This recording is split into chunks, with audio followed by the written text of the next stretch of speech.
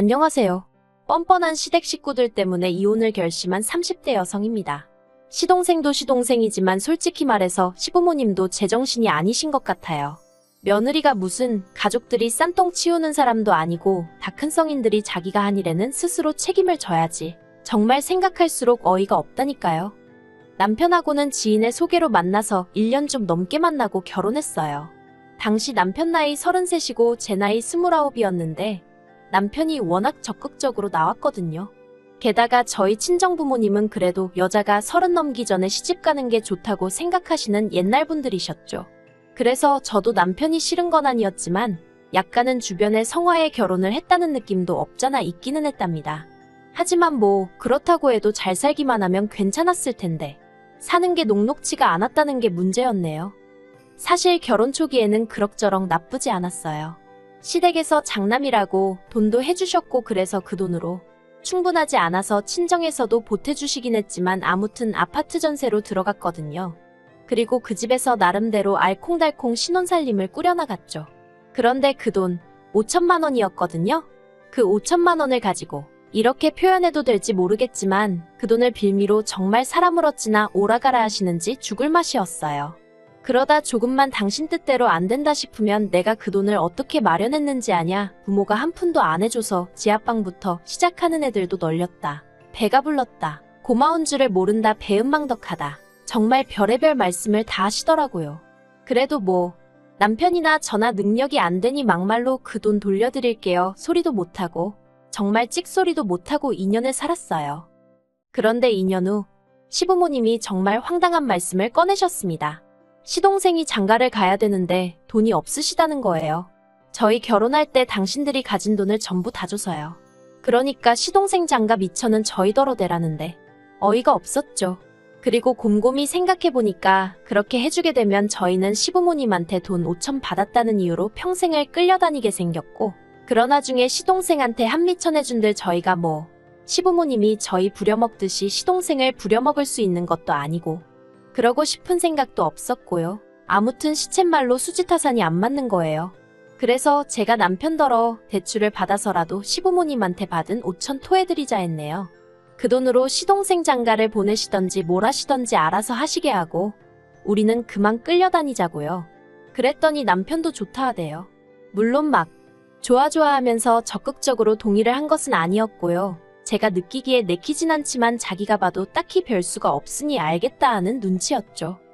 그래서 친정부모님께 손 벌리고 대출도 받고 이리저리 땡겨서 5천 만들었습니다. 그리고는 시동생 장가미천 얘기 나오고 딱 2주 만에 돈 만들어서 가져다 드렸죠. 그랬더니 시부모님이 저희더러 괘씸하다면서 이 돈으로 시동생 장가 미천이라고 대주면 되는 거지 굳이 결혼할 때 받은 돈을 돌려드리겠다고 표현하는 이유가 뭐냐는 거예요. 마음 같아선 이제 저희 그만 부려먹으시란 뜻이에요 하고 소리라도 지르고 싶었습니다. 아마 어머님도 이런 제 마음을 눈치채셨으니 그렇게 화를 내셨던 거겠죠. 아무튼 돈을 돌려드리면서도 욕이란 욕은 다 들은 것 같아요. 하지만 욕보다 더 황당한 건 2년 동안 물가가 올랐는데 이자는 안 주냐는 겁니다. 진심은 아니셨을 거라고 괘씸해서 하신 소리실 거라고 생각했어요. 하지만 이튿날이고 그 다음날이고 계속 이자 타령을 하시는 거 보고는 그냥 하신 소리가 아니구나 싶은 게 어이가 없었죠. 그래서 법정이자 계산해서 그것도 보내드렸어요. 그리고 남편한테 이제 정말 계산 확실히 끝났으니까 나도 예전 같지는 않을 거라고 그랬네요. 저도 이때 나름대로 화가 많이 났었거든요. 그리고 이후로 당연히 시부모님과 제 관계는 소원해질 수밖에 없었습니다. 어머님은 부모 말이라면 꼼짝을 못하던 장남이 저를 만나서 계산적으로 변했다며 매사 제 탓을 하기 시작하셨고 그런 어머님을 상대하는 게 버겁다며 남편은 언젠가부터 다시 시부모님 뜻에 맞춰드리더라고요. 심지어 한 번은 시동생이 결혼하고 얼마 되지 않았을 때였어요. 시부모님 결혼기념일이 다가오고 있었는데 남편이 어떻게 챙겨드리자 하는 뭐 가타부타 말이 없더라고요. 저도 물론 딱히 나서서 상황을 주도하고 싶진 않았고요. 그리고 시부모님 결혼기념일을 하루 앞둔 날 남편이 회사에서 출장이 잡혔다며 2박 3일로 강원도를 다녀와야 한다대요. 그래서 제가 무슨 출장이 이렇게 갑자기 잡히냐고 했어요. 시댁에는 나 혼자 가봐야 하나 싶어서 걱정이 되기도 했죠. 그런데 남편이 결혼기념일은 두 분이 알아서 보내신다 하시니 신경 쓸 거 없다는 거예요. 조금 의아하긴 했지만 그러냐 하고 알겠다 했습니다. 그리고 다음날 남편이 출장 간다며 나가고 얼마 지나지 않아 시부모님께 전화를 드렸는데 안 받으시더라고요. 오후에 한 번 더 드렸는데도 안 받으시고. 그런데 그날 저녁 집에서 혼자 저녁 먹고 쉬고 있는데 핸드폰으로 문자가 하나 왔어요. 그래서 보니까 강원도 어디 펜션이라고 와 있더라고요. 뭔가 이상하다 싶었습니다.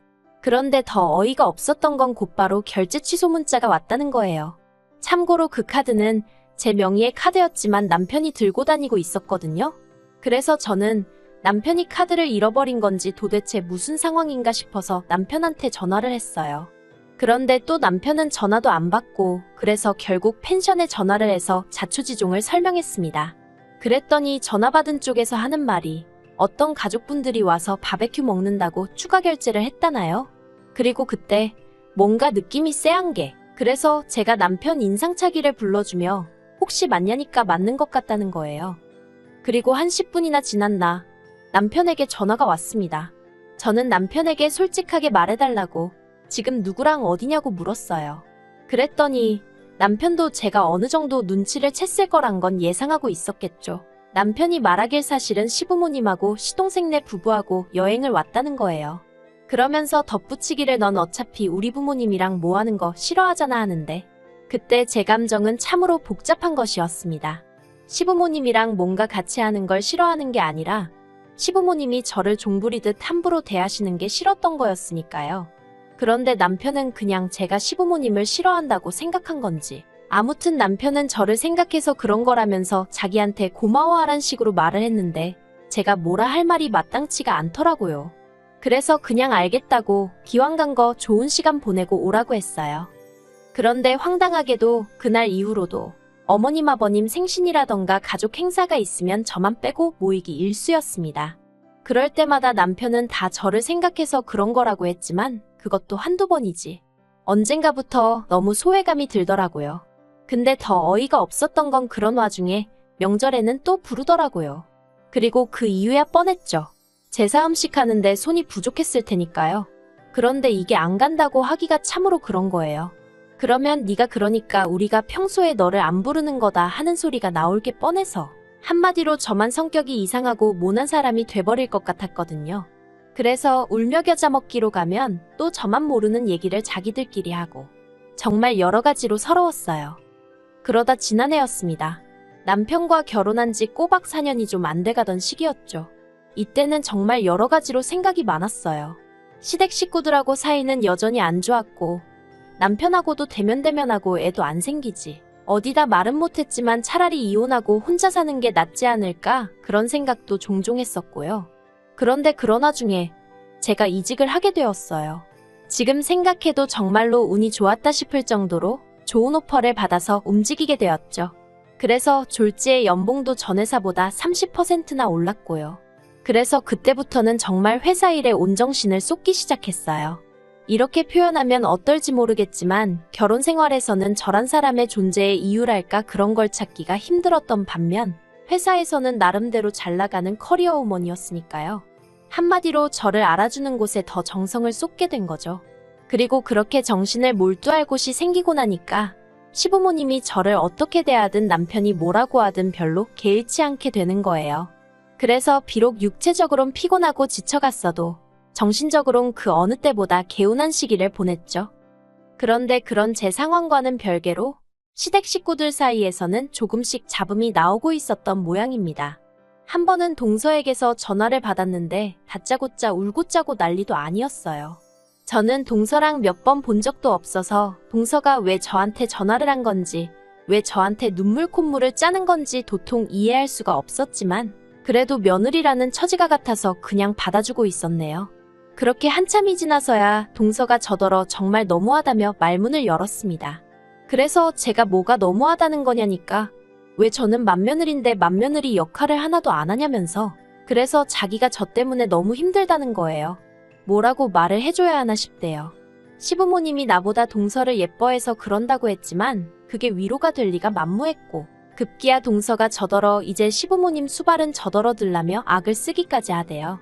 그래서 그런 얘기라면 시동생하고 하라 했습니다. 그랬더니 동서가 결혼할 때 돈 3천 받았는데 그걸로 언제까지 이렇게 시집살이를 당해야 하냐면서 아무튼 알 수 없는 소리를 억울하단 말만 반복해가며 계속해서 해대더라고요. 그래서 그때 동서도 어지간히 시달리고 있다는 걸 어느 정도 눈치는 챘네요. 그리고 올해 초였습니다. 결국 시동생하고 동서하고 이혼한단 소리가 들려왔어요. 별로 놀랍지는 않았어요. 작년 명절에 동서 없이 시동생만 온 걸 보고는 동서도 이제 에라 모르겠단 시긴가 보다 싶어서 어느 정도 상황이 안 좋다는 걸 예상은 하고 있었으니까요. 하지만 저를 정말 놀라게 한 건 동서의 이혼 조건이었습니다. 남편이 어이가 없다면서 말을 전하기를 동서가 애도 필요 없다면서 시동생더러 키우라고 했다나 봐요. 털끝 하나 더는 신경 쓰고 싶지 않다면서 자기만 놔달라고 했다나요? 남편은 이 이야기를 전하면서 어떻게 여자가 돼서는 엄마가 돼서는 애를 버리냐며 혀를 차댔는데 솔직히 저는 애는 없었지만 어느 정도 동서의 심정이 이해는 됐어요. 얼마나 이 집구석이 지긋지긋했으면 그랬을까 싶었달까요. 물론 입 밖으로 내진 않고 생각만 했지만요. 아무튼 그리고 뭐 소송을 한 해 어쩌네 난리도 아니더니 결국 지난달 협의 이혼했다는 소식을 들었습니다. 동서한테 마지막으로 커피나 한잔 하자고 할까 하다가 또 무슨 축하할 일도 아니고 만나서 무슨 얘기를 나누나 싶어서 문자만 하나 보냈어요. 아무튼 고생 많았고 앞으로 좋은 일만 있기를 바란다고요. 그리고 저도 그냥 생각이 많아지대요. 제 결혼 생활을 돌이켜 생각해보니 불편한 건 없었지만 그렇다고 행복한 것도 아니고 이렇게 그냥 부부라는 간판만 달고 있는 게 무슨 의미가 있나 싶기도 했죠. 그런데 이런 저에게 결단을 내리게 한 일이 생겼습니다. 시동생네가 이혼했단 이야기가 들려오고 정말 열흘도 안 돼서였어요. 웬일로 명절도 아닌데 시부모님이 저더러 한번 만나자는 연락을 해오셨더라고요. 도대체 무슨 이야기를 하시려고 그러시나 짐작도 안 갔어요. 꾸역꾸역 생각해낸 게 이제 부려먹을 둘째 며느리가 사라졌으니 다시 나를 찾으시는 건가 그 정도였죠. 그런데 제 예상은 보기 좋게 빗나갔습니다. 시부모님께선 정말 꿈에도 생각지 못한 이야기를 꺼내셨어요. 바로 시조카에 관한 것이었죠. 시동생네가 이혼을 하면서 재산 분할을 하게 되었고 어떻게 된 건지는 몰라도 아무튼 집을 팔아서 동서가 얼마 가져가고 시동생은 시조카를 데리고 어머님 아버님 댁으로 들어갔다고 들었어요. 뭐 아무래도 남자 혼자 애 챙기기가 쉽지 않으니 어머님이 그러라 하셨나 보다 생각했고요.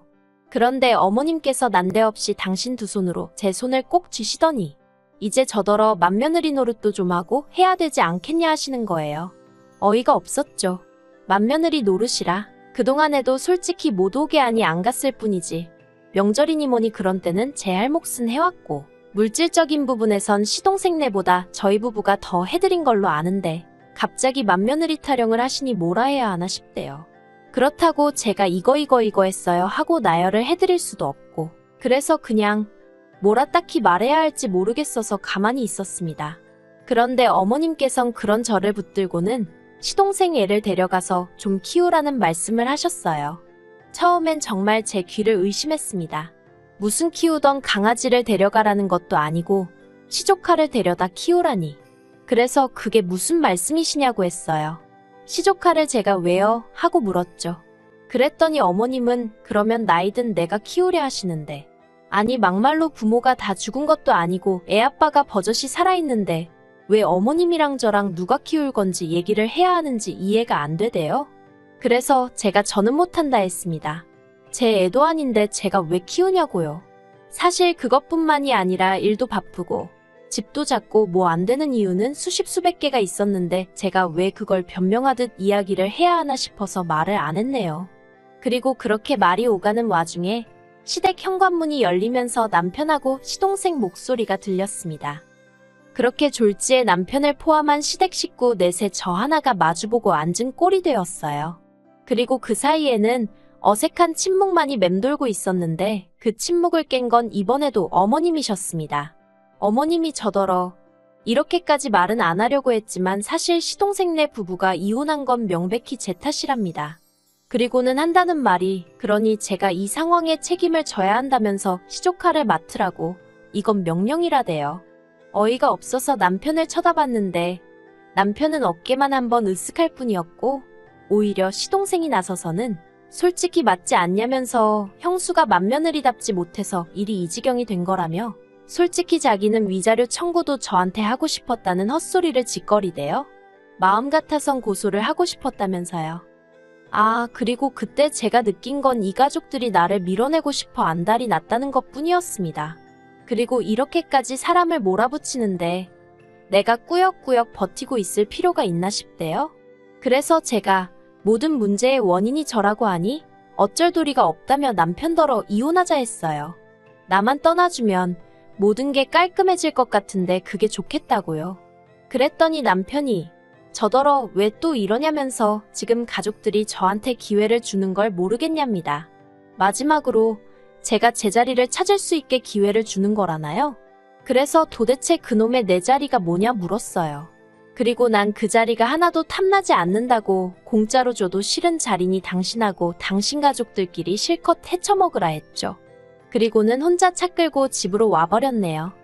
그리고 이튿날 저는 남편에게 정식으로 이혼하자 다시 이야기를 꺼냈고 그제서야 남편은 이혼만은 못한다며 저를 잡았지만 그 이유가 또 어찌나 한심했는지 모릅니다.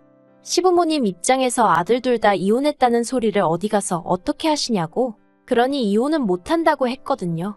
그래서 어쩔 수 없이 소송으로 진행하게 되었네요. 그제 변호사 선임했고 곧 이혼 소송 시작하기로 했습니다. 휴, 참으로 갑갑한 일이에요. 저는 솔직히 시부모님이 아니 어머님만이라도 그동안 유치하게 굴어서 미안하다. 네가 날 좀 도와주면 안 되겠니? 애는 죄가 없잖니? 이 정도만 얘기하셨어도 시조카를 제가 도맡아 키우진 못해도 어느 정도 제 나름 최선과 정성을 다했을 것 같거든요. 그런데 끝까지 무슨 얼마나 대단한 일을 저한테 맡기는 것 마냥 도도한 척 나오는 어머님도 꼴불견이고 지가 남편 구실을 똑바로 못해서 마누라한테 이혼이나 당한 주제에 그걸 저한테 덮어씌우는 시동생이나 자기 식구들 제정신 아닌 것도 못 본 채 하는 남편 때문에라도 이번만큼은 반드시 이혼해야겠단 생각뿐입니다. 지금도 남편한테서 이혼만큼은 못해준다고 이제라도 빨리 시부모님한테 싹싹 빌라는 개소리가 담긴 문자가 오네요. 두고 보라죠. 반드시 이혼하고 말 거니까요.